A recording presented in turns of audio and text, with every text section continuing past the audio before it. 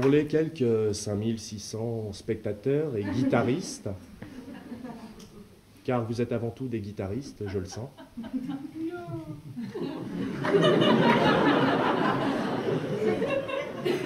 Si tu ne l'es pas déjà, tu le seras un jour.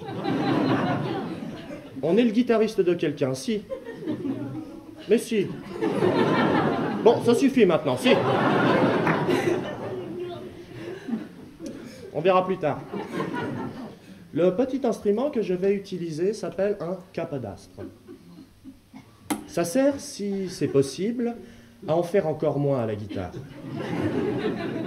Mais je lui ai trouvé une autre utilisation. Il me permet, de temps à autre, en cours de morceau, de libérer complètement ma main gauche.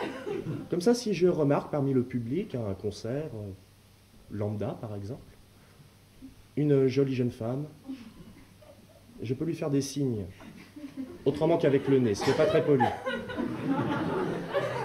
Mais je vous montre.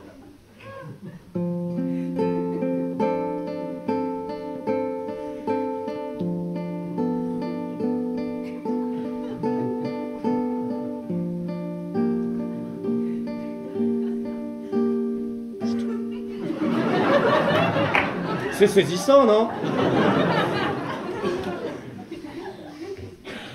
J'en avais une chanson toute cousue de fil blanc, comme une boîte à bonbons où il n'y a plus rien dedans, qui voulait y piocher du vent plein de douceur, et Dieu sait qu'il soufflait les moulins de mon cœur à les faire se plier comme des roseaux fragiles à faire s'envoler, les quichottes imbéciles qui retombent sans bruit quand il pleut des crétins, puisque Jeanne la nuit les retient dans ses mains.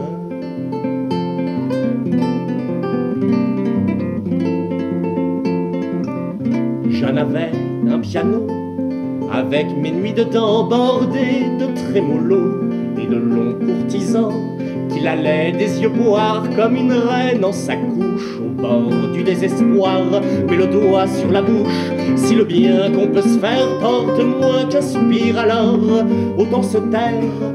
Si c'est pour le plaisir, ce plaisir note à note, par moments suspendu lorsque Jeanne pianote là où c'est défendu.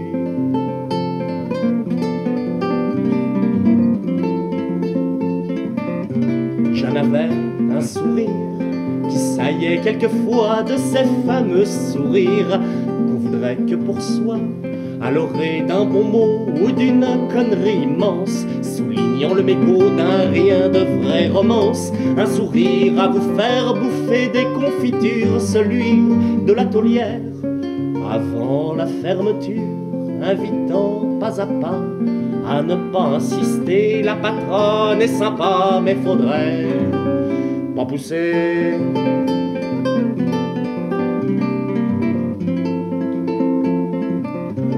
Oui, mais malgré tout ça, et sans doute plus encore, j'en avais une voix à réveiller les morts, une goule, mes amis, à déplâtrer les murs, à faire tomber les pommes bien avant qu'elles soient mûres. La voix d'une cantinière quand elle parle à vos mômes, la voix du militaire quand il fit sur l'atome, si bien que fatigué de lui claquer le bec, on s'est tous cotisés pour la rendre au Québec.